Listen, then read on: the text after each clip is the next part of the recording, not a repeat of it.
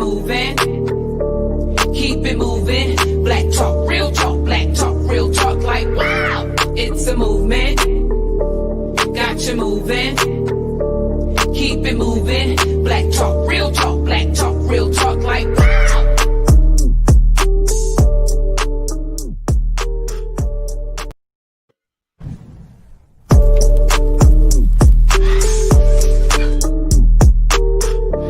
It's a movement. Got you moving. Keep it moving. Black talk, real talk like yeah, my name is Truth from what you wanna hear. And if they got my back, let's make it crystal clear. We screaming black power, we ain't never scared. Two queens who do the most is host. So it's a movement. Got you moving.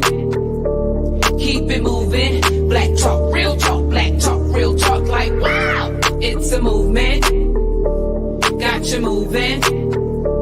Keep it moving. Black talk, real talk like wow.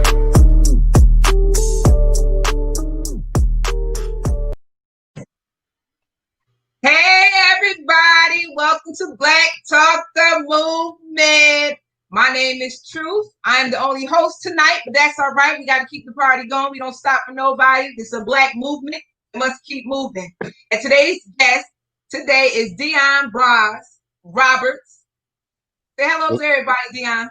What's up, everybody out there watching this show today? All right, Dion, I want to go over a few things. You can tell everybody a little bit of information about yourself so everybody know who you are and why you're on the show.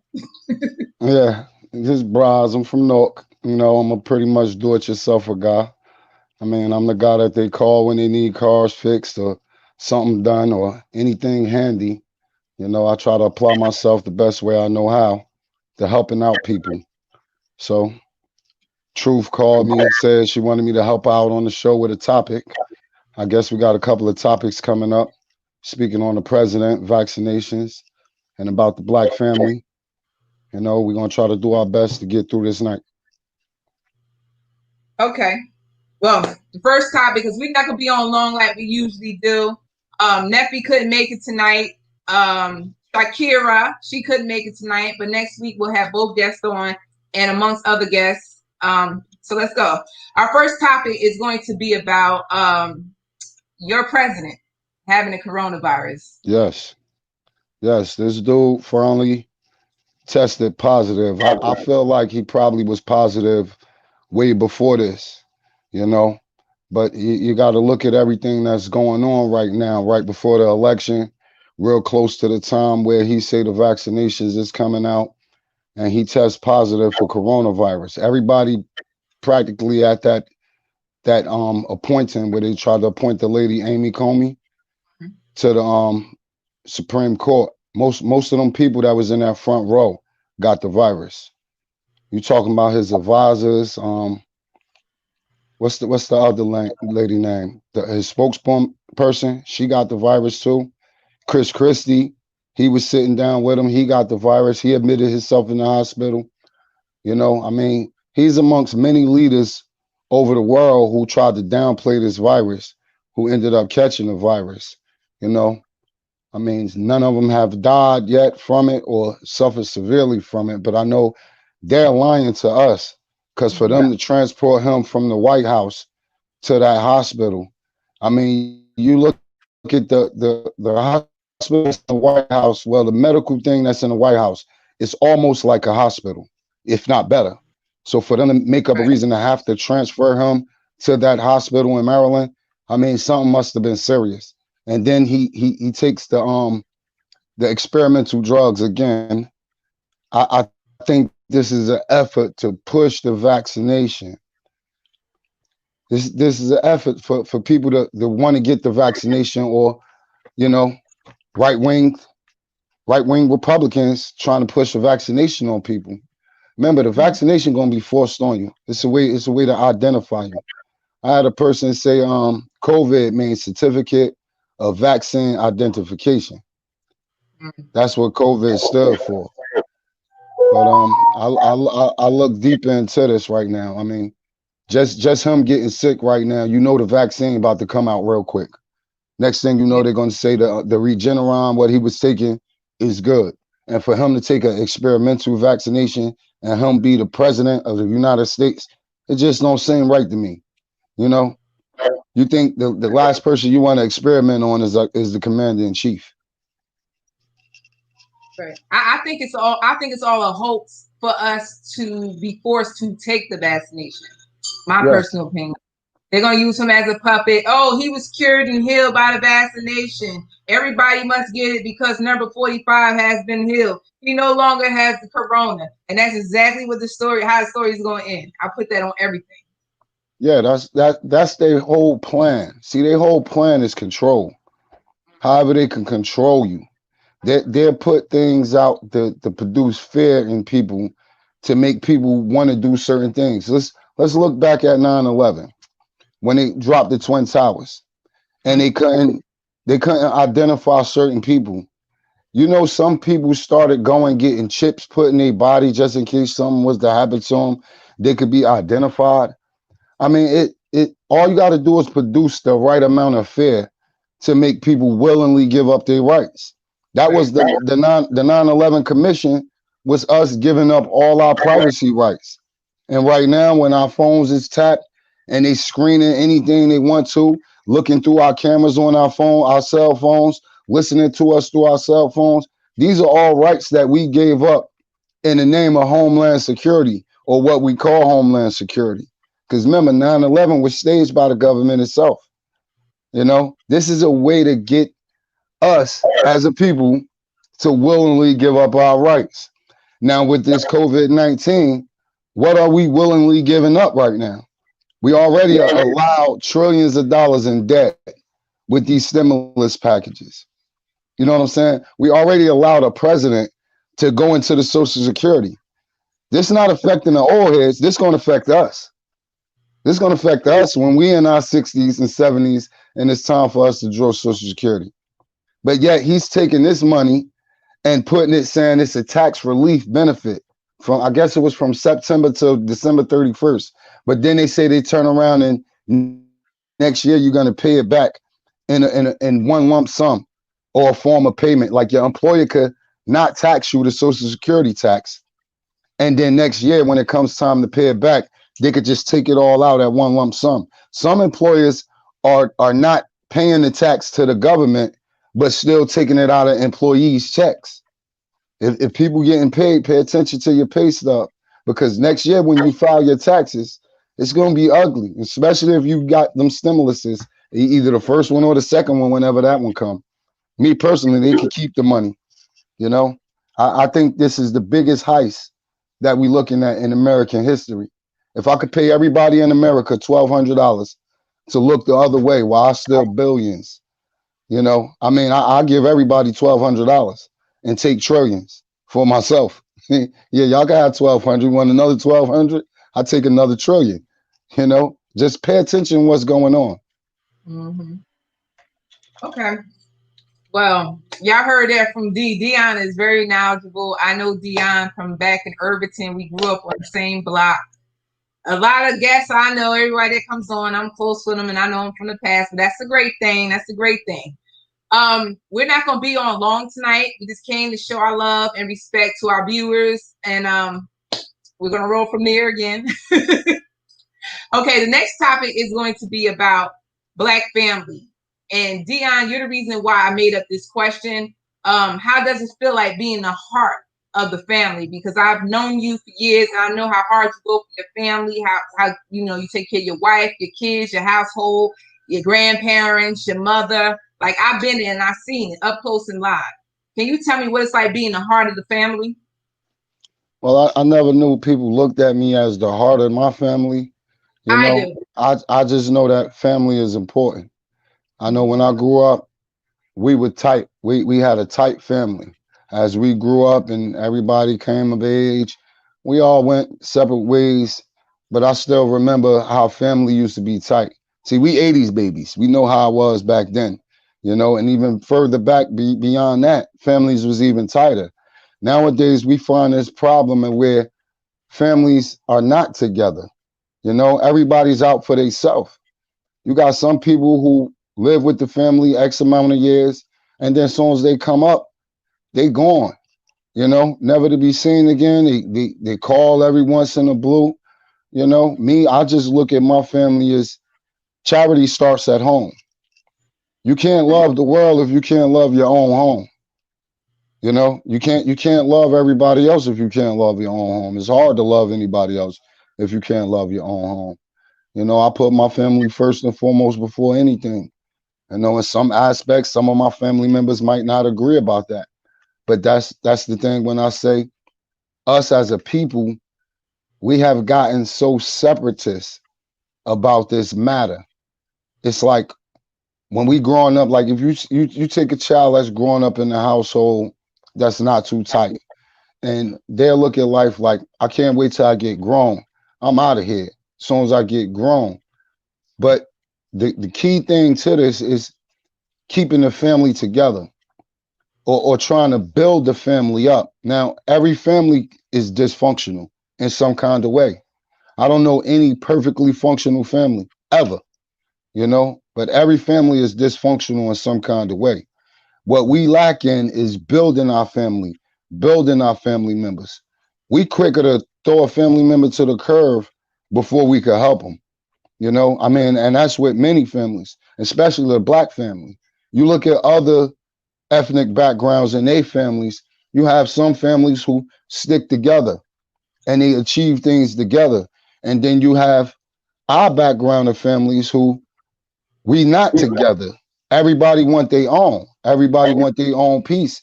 And then they want to shine. It's like, I gotta shine above you. I'm gonna do this year and I'm gonna look better than this person. Instead of saying, let us put our money together. Remember we had this conversation, Tiff, about putting our funds together, purchasing some rental properties, you know what I'm saying? And going to business. Now, if we had 10 people who thought like that and put their money together, it's no telling what we could own, how many businesses we could own. But it's a trust factor when it comes to us. Yep. It's always somebody looking around the corner saying, I wonder if this person gonna be getting money on the side and not telling me. You know what I'm saying? That's always in the back of our mind, but we've been programmed like that. This is how this country, this government, and this world programmed us as black people. And we're not just against each other. It's like we're naturally against each other. It's like we're naturally against each other. Until we break that chain, we'll be stuck where we at, man. We'll be stuck where we at, unable to move. What you feel about that? Well, we're gonna rewind it back a little bit. Why I say you the heart of the family? Because you are the heart that holds everybody together. You're strong. You got your little mood swings, and that's all right. I get it. What's understood don't need to be explained. So I get all that, because you taking on a lot and you do it well. You get through it and you on to the next task. And I gotta respect you for that, because I've seen it with my own eyes. You know what I'm saying? It's not too many kings built like that. They break at the drop of a dime. You know what I'm saying? They can't handle taking care of their family, their household, taking care of a sick relative, or helping grandma and grandpa out. I don't know, would you like Dion's grandfather, he was a pastor. He passed a couple of months ago in regards to having the COVID. And Dion also had a lot of other family members or close to the family pass away with the COVID. I don't know if you want me to tell everybody that, but it is what it is. No, right? it is what it is. You've been through a It's lot. the truth. And yeah, I mean, I could have just said, that's it. But time don't stop. And things got to carry on. I had great men before me who showed me paths, who showed me paths of what it takes to be a man. And I not only just look at it like that, I have young men of my own that need somebody to look up to. Now, my 4 boys. I try to raise them all to be men. I mean, responsible men, not just men in this world or boys. And I raise them to be men with morals, men with values. And the best way to do that is to set the example. See, let me give you a scenario, right? When you see a Amtrak, right? What you see on the tracks that's going on the track. A train. Choo-choo. It's gonna The do, whole yeah. the whole thing is a train, right? The whole thing is a train, and then it's got a building, and it's No, got. the whole What do thing you, is not a train. The only thing that's the train is the first car. That's a train. Everything else is cars. Now, when you look at the word train, this is why you train and teach your youth.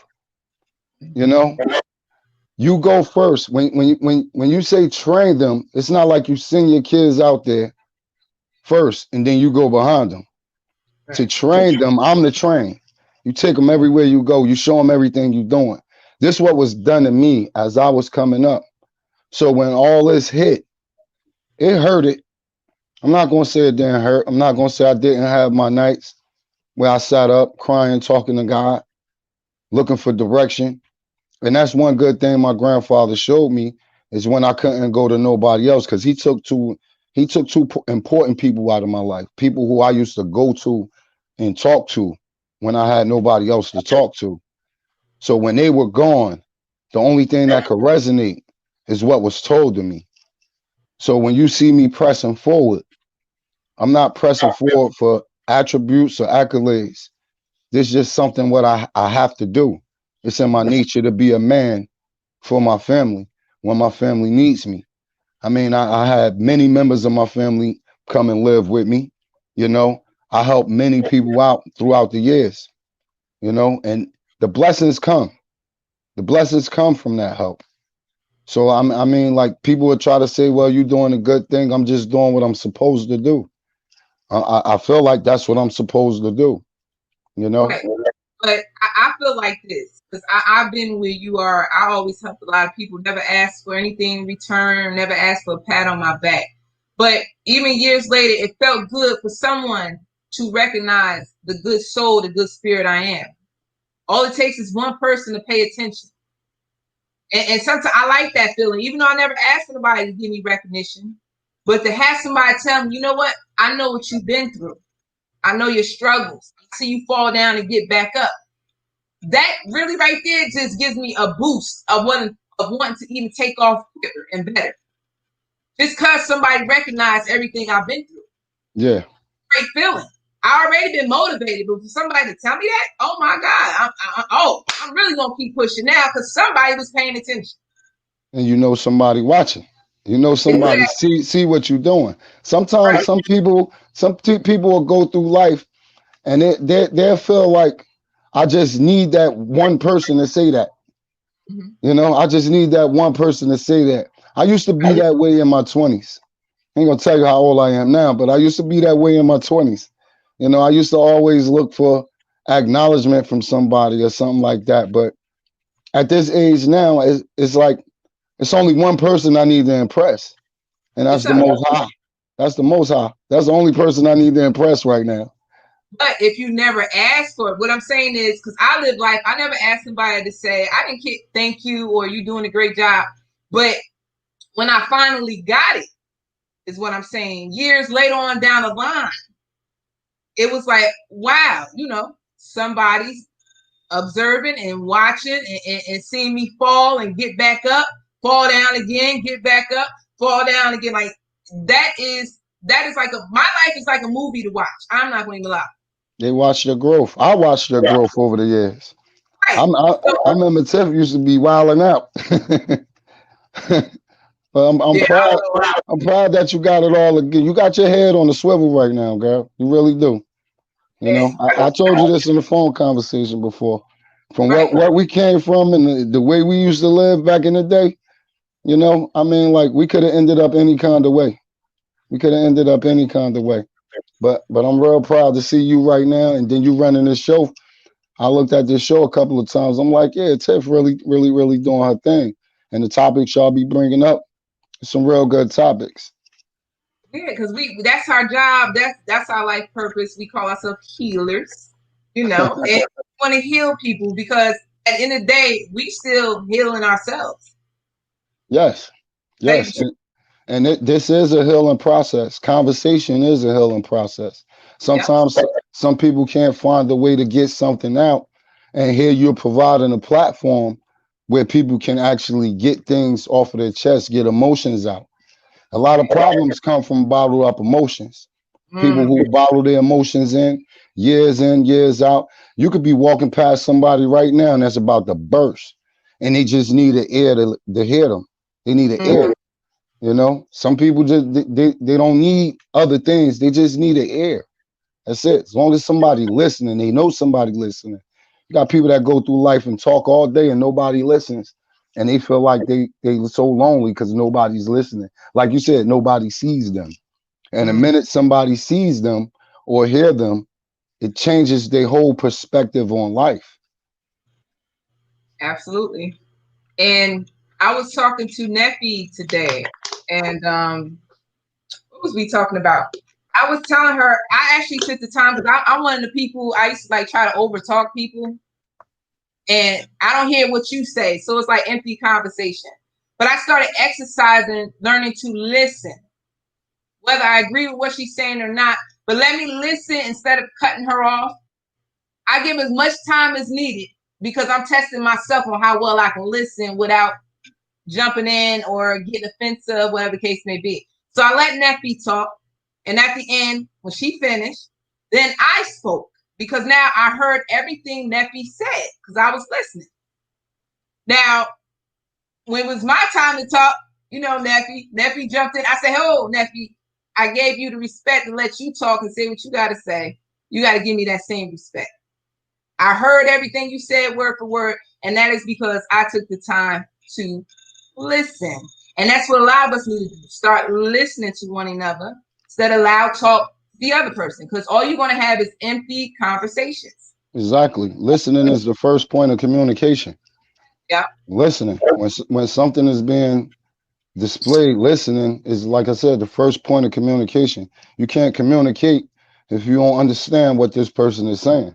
So if you're talking and then I'm talking, it won't be any communication at all. It'll just be noise.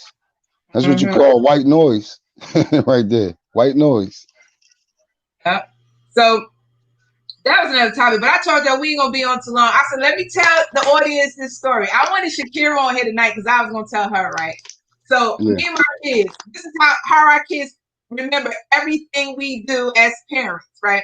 So me and my kids was talking about memories. So my son said to me, "Hey mommy, you remember we used to go to the buffet and you used to have us lie to the waitress about our age, right?" I had to die laughing, right? Because I had to tell my son, I said, tell the waitress you 5. And I told my daughter, tell the waitress you 4, right?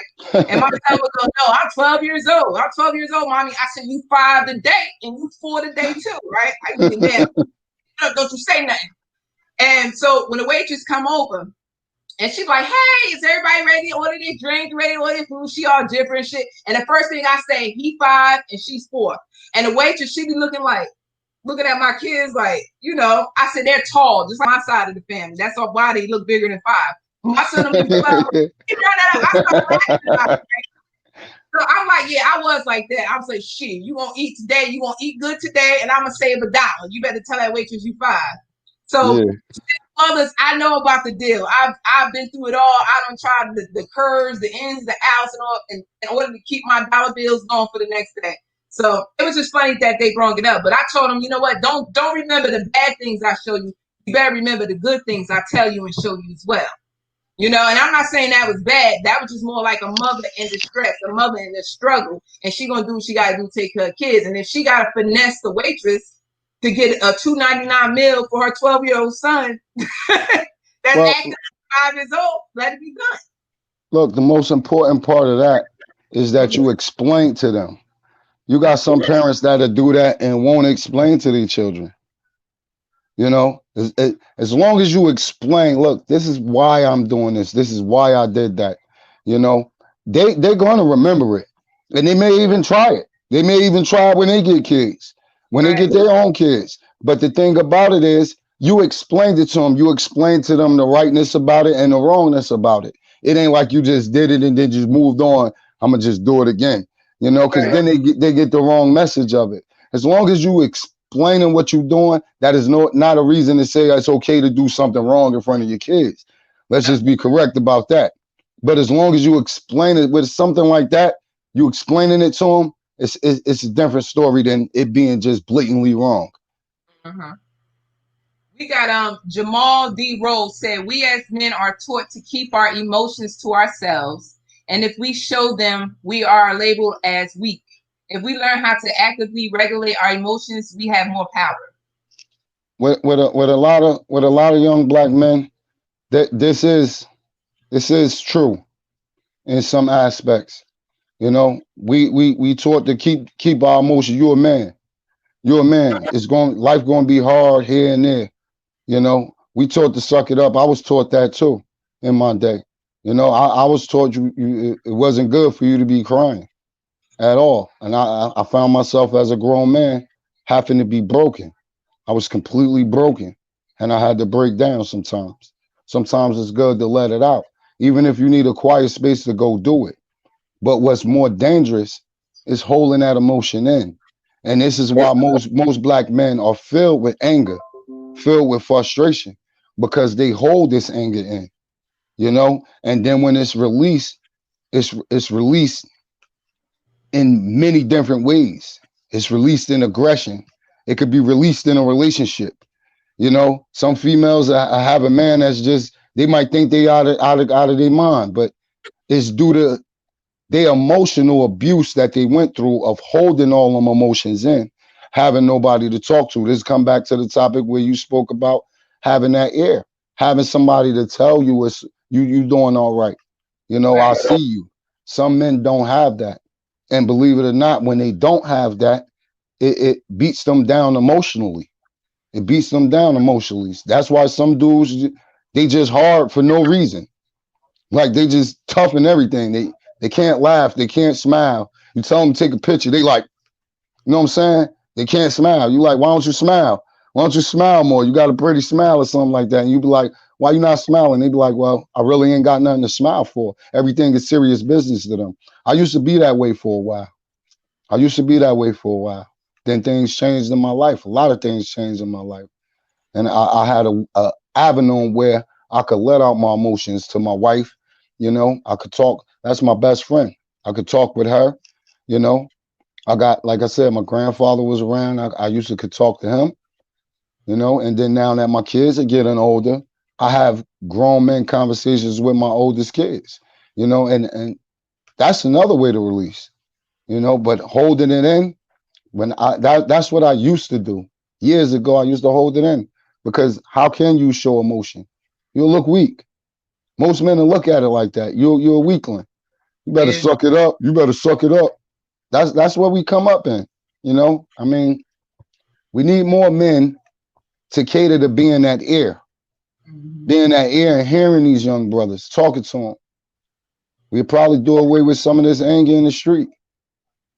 Yeah, I used to hold in a lot of stuff. I remember, and I would give like people chances and chances and chances, and then it's like that one last person after everything you don't ate all that week. Because I already said it on the show before. It took me.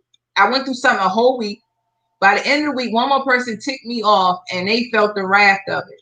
You know, that's because I didn't have nobody to socialize it to it, and certain things I don't want to speak to my kids with. I'm not gonna lie. Sometimes we try to paint a better picture for our kids than what we want them to see. You know, because some things just ain't for their eyes or for their ears. True. So I had nobody to speak to. So when I hold it in, you know, it's like a big volcano. I'm about to erupt on somebody, and I don't care who it is. If you next in line, you just next in line. A lot of us don't have people to socialize with. Now that I'm doing this podcast, I'm starting to draw a lot of good energy, a lot of good people, people that has the potential to become my friend because there's levels to the shit. You know, I don't label everybody friend. You know, we got to start here, then we got to move here, then we got to move here. Okay, and you working your way. Just don't fuck up because I'm paying attention. I tell Yeah. people I count red flags all the time, and I pay attention to that first one. But yeah, holding in feelings and emotions, man, that'll eat you up alive. It'll take you out of here because it's nothing but built up stress at the end of the day. Yeah. Um, That's so true. Yeah. That's so true. Yep, it is. Oh, before we continue, D, I gotta tell all the guys that's watching, your girl Truth, I'm having a video shoot for the Video King, and I'm looking for about maybe 8 to 9 kings to be in the video, and I'm looking for a lead king, which would be the guy that's supposed to be my boo in the video. So I want everybody to fly, inbox me, Tiffany Turley, and I'll be making decisions from now until next week of the guys I've chosen.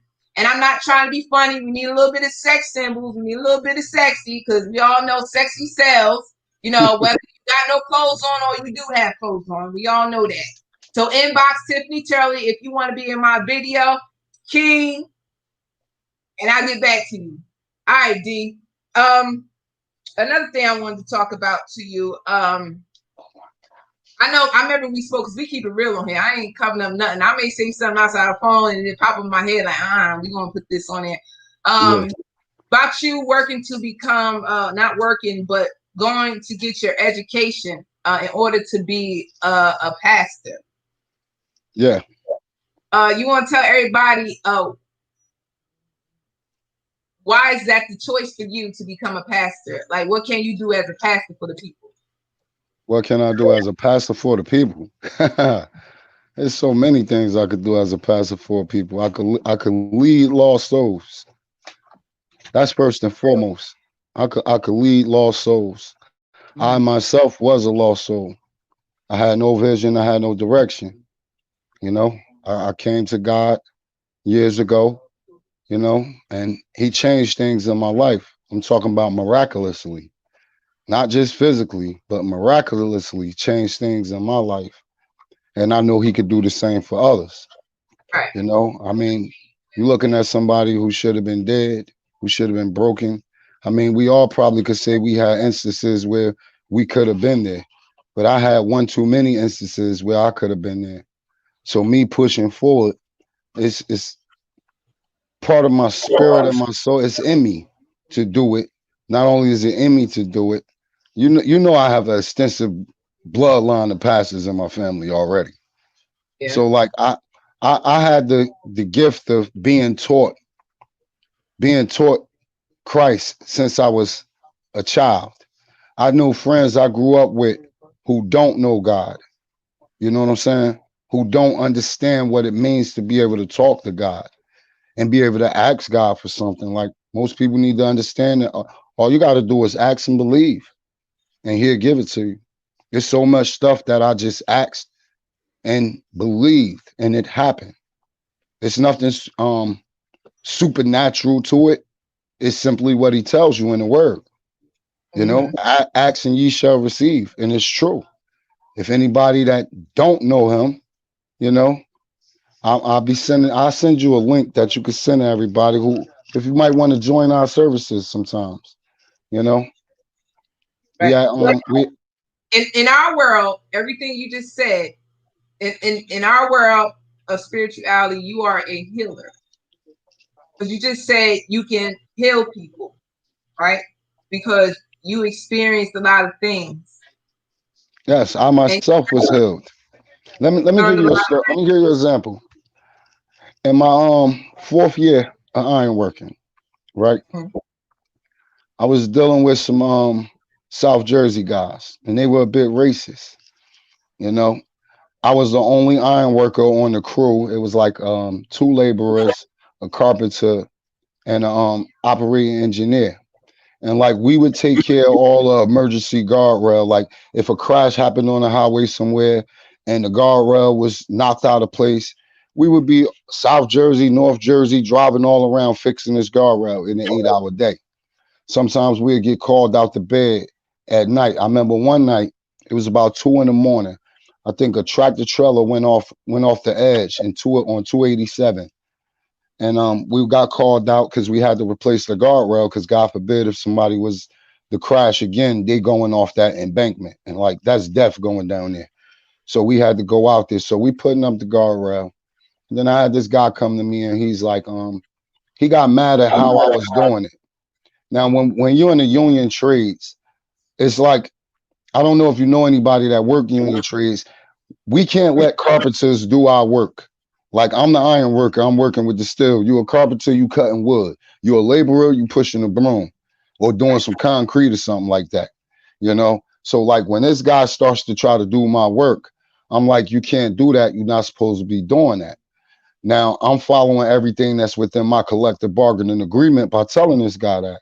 This guy gets pissed off and he's like, oh, you don't belong out here, this, that, and the third. I'm like, what you mean I don't belong out here? And he was referring it to my color of how y'all get into the union. Now, mind you, we make way more money than they make. So he probably was pissed off at that.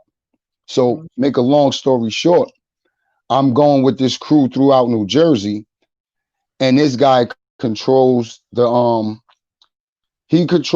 operating engineer who has to clear the brush from behind the guardrail before I start working on it. So one day they just stopped clearing the brush from behind the guardrail. So I had to work on it.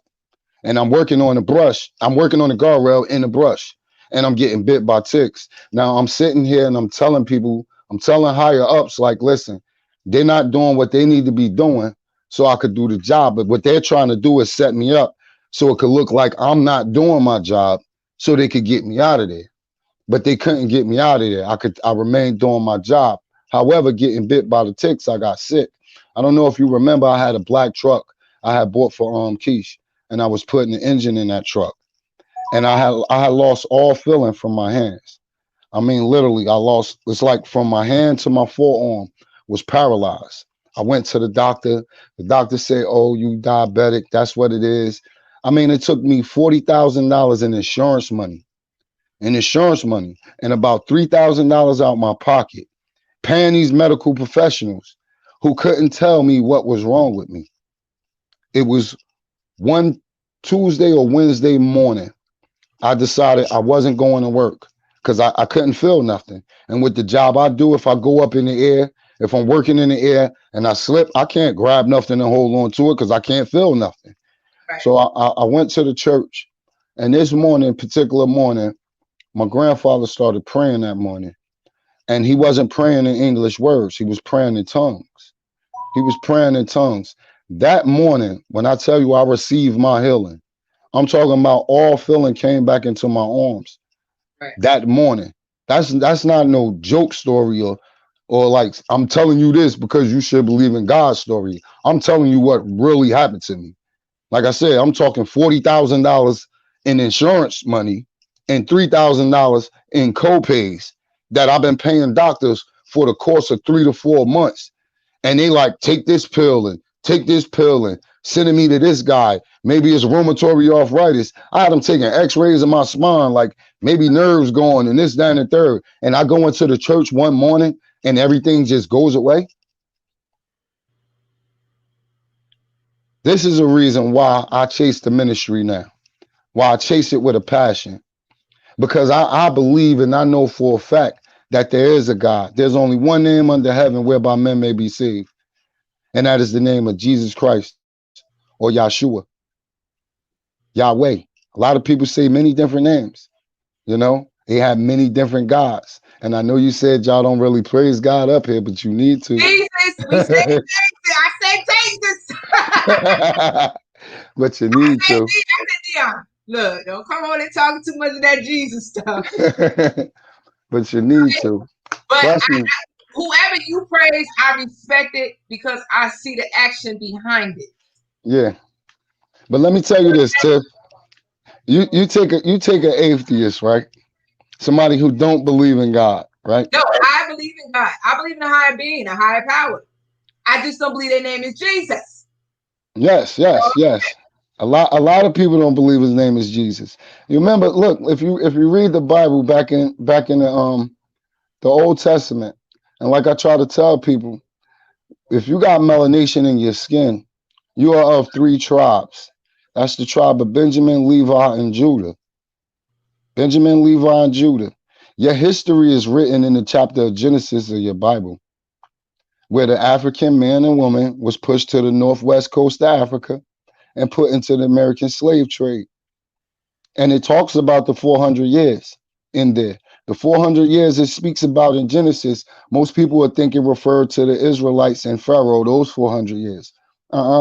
If you look back the 400 years they speaking of, it'll tell you right there that your daughters will be sold for lots in a strange land. This land we living in is a strange land, and our daughters have been sold for lots. Even till this day, daughters is still being sold for lots, just not the way it used to be. But they sell women right on TV. Women sell themselves right out. And if you look at the timing when the first slaves hit America, this was about 16, 17, 16, 19, which makes the 400 years 2019.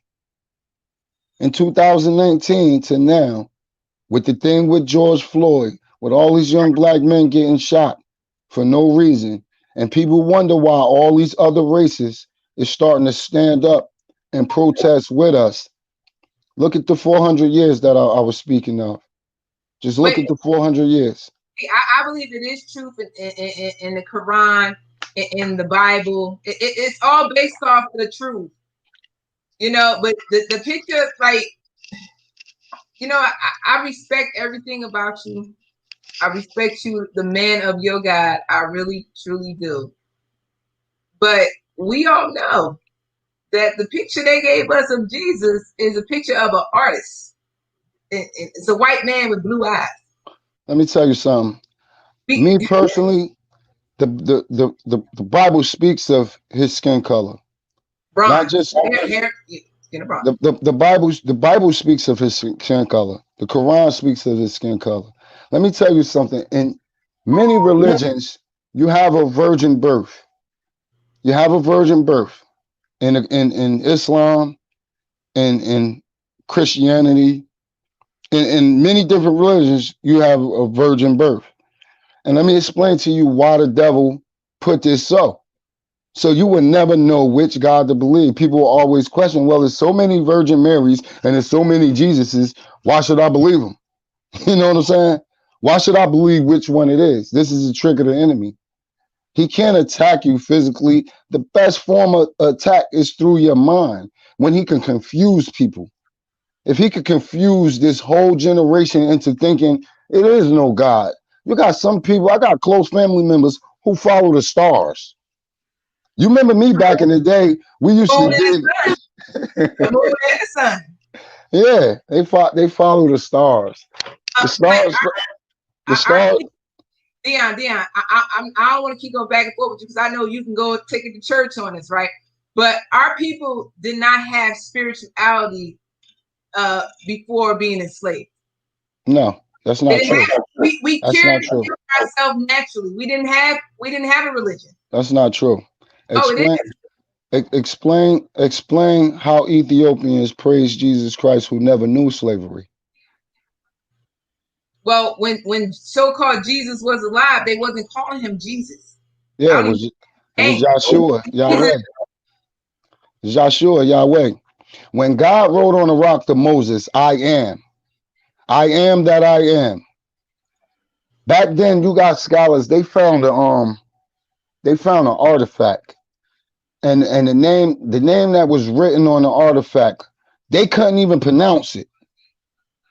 They couldn't, no matter how much they tried to pronounce it, they couldn't pronounce his name. So that's why you have all these many names, where you'll call them God, you'll call him Yahshua, you'll call him Yahweh. I heard people call him Yahshua. You know, I heard people call him Buddha. You know what I'm saying? People call him Buddha. People call him Confucius.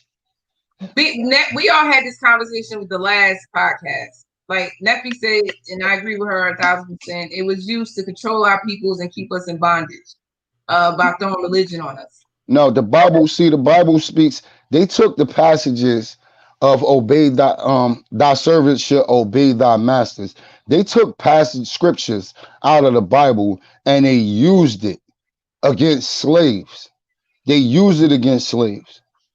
The white man didn't write the Bible. The Bible was written in 3 languages: Hebrew, Coptic, and Aramaic. Mm-hmm. The translation, people say, why do you believe the Bible? The Bible was written over the course of 1,500 years by many different authors, inspired by the one true wise God. Period. Inspired by the one true wise God. Now you have many different authors, like take Luke for example. Luke took account from eyewitnesses of the eyewitnesses who were actually there, who witnessed it. It was a reason why these things was witnessed. Why you think you never seen a image or a picture of God left behind? Because God don't want anybody worshiping. The images that you see are images that was artistically drawn. Now you go back in time and you got Aztecs who got heads that's older than what people say Christianity is. Heads on the sands, the Easter Islands. You look at them heads that's sitting out there, these are sculptures of things. You take the actual crucifixion and some of the sculptures that was actually sculpted by the Romans. When the Romans invaded Africa, they took a lot of stuff that's dealing with religion, dealing with our religion, and they took it back to Rome. That's why Vatican City is its own country. Like it's its own. Right, but did you know Africa was named after a white man? Did you know that? Africa was named after a white man? You know that? And who told you that? I did research. Most of this country was named by a white man. Most of this planet. And the picture they got of Jesus when we was younger going to church, when grandma used to take us and get us up early morning and get us dressed and cook us breakfast and go to church, and you go see white Jesus on the wall at church. Yeah, I mean, but you know, at the end of the day, we're still clueless. You can only go by who you are, your inner feelings. Like I feel like I've been reincarnated. I've been here before. You know what I'm saying? I feel my spirituality and where I belong. And it's not with who they're portraying as the God is and as Jesus. Yeah, me personally, I don't care. I don't care what color he is or what color they try to make him. What most people need to understand, Jesus is not a physical being. Jesus is God in the flesh. So whatever color he come down as, when he came down here, we wasn't back there 2,000 years to see it and tell the truth about it. A lot of people won't tell the truth about it. A lot of people will make it to what they wanted to see. As we are black, we'll say, yeah, Jesus is black. I guarantee you got Chinese Christians like, yeah, Jesus was Chinese. You know what I'm saying? Like, I mean, people gonna make it what they want, but what they fail to realize, he's 100% spirit. Period. You are 100% spirit, rocking this flesh, this earth suit. That's what this is called. I believe in my heart that black people were the first people here. Where do you think the word human comes from? The word human, you take the word human and you separate it. What is hue? What is hue? Hue is color. When you go to change your color on your TV or your screen, you change the hue, and the hue changes the color. Ah, okay, I know that. So when you put that with man, what that says, color man. Mm-hmm. Black make every color. It does. Brown make every color. Most people don't know that. Most people won't agree with that. But brown and black make every color. I don't know why they keep saying we black, because I clearly see brown. But, you know, my hair is black. Your shirt is black, partially black. I'm not black as that, but I've seen people as black as that. Maybe that's where they get it from. But that's neither here nor there. I always look at it because I'm an observer. I watch everything. Two black people, right? Two people of melanin can make all different color children. Yes. Even up to albino. Yep. Hello, albino. Yeah. No pigmentation. White people. No melanin. You need melanin to do that. Yes. You need a secret ingredient to do that. Yeah, but you know what? I know everybody here has a purpose. We all here to do our job on this earth as healers, to help other people, build our people up, and that's what we're trying to do. And I wouldn't feel right if I wasn't doing it. Like I wouldn't feel right if I couldn't get on tonight because I knew I was home and Black Talk is starting to become everything to me now. So I want to get at least somebody can hear our conversation tonight and learn something from it if they didn't know. You know, everybody got their opinion, and that's what's good. Angela's had made a comment. I was trying to say what the comment was a while ago, but you was going in, D. You was going in. He said they just worked on us to forget. Angelus, could you come back in or send us a message of what you mean? I missed it. They just worked on us to forget. Yeah, they just worked on us to forget. I don't know where that came in and what section when he was talking. I don't know if he agreed. He said that's not true. So he disagreed with what somebody said, but I don't know. I guess if he can come back in and let us know, that'll be good too. Because Angelus, we're not gonna be on 2 hours tonight, baby. We're going for like about next 2 minutes. We about to get up off of here. And we'll continue on next Saturday. And Angelus, if you want to come on next Saturday and talk about what you disagree with from this Saturday, I'll be glad and I'll be happy to let you do that. All right, everybody. I want to thank everybody for coming out tonight, the viewers for watching Black Talk. We're not going to be on here this long. We got things to do. I definitely have some stuff to do at a certain time. I want y'all to tune in every Saturday. We're going to always try to be on time. It's a little hard because we be on Negro time. You know, stuff be happening. But we fight through it, and we come on just for y'all to see us. Don't forget about us. We'll be back next Saturday. And Dion, my brother, a king, I want to thank you for coming out tonight. We're going to utilize you in some more shows. I'm still working on that Black Jeopardy show where I'm going to have about 6 or 7 people on there, the men against the women. And I might do that this week because I got time now that I'm bringing it up. Because I talked about it about 2-3 shows ago, and Angela Snow, because he was on there. And we're going to have like a Black Jeopardy, the men against the kings against the queens, which that should be fun. And I'm going to be the person to ask the questions because I got to do all this controlling and all this other stuff. I want to thank y'all for watching us tonight. We will see y'all next Saturday at 8 o'clock. I'm not going to say sharp, but we'll be there at 8 o'clock around that time. And we see y'all next Saturday. Thank y'all for tuning in tonight. Y'all have a blessed night. Love, peace, and soul. Dion, anything you want to say? Yeah, I just want to say thank you for allowing me on the show. Thank you for covering the topics that we covered. You know, and you keep this amazing job of healing going on.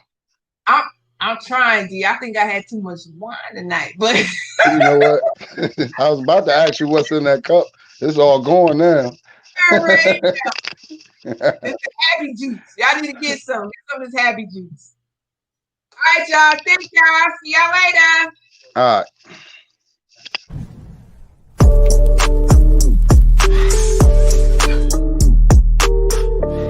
It's a movement. Got you moving.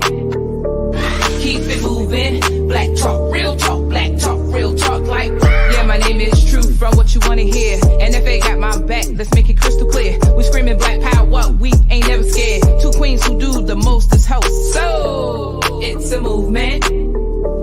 Got you moving.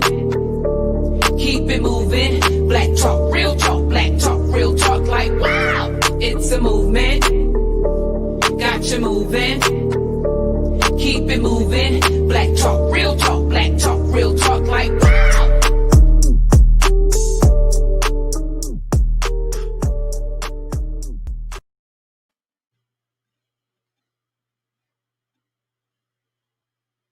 Oh my God, it ain't stopping.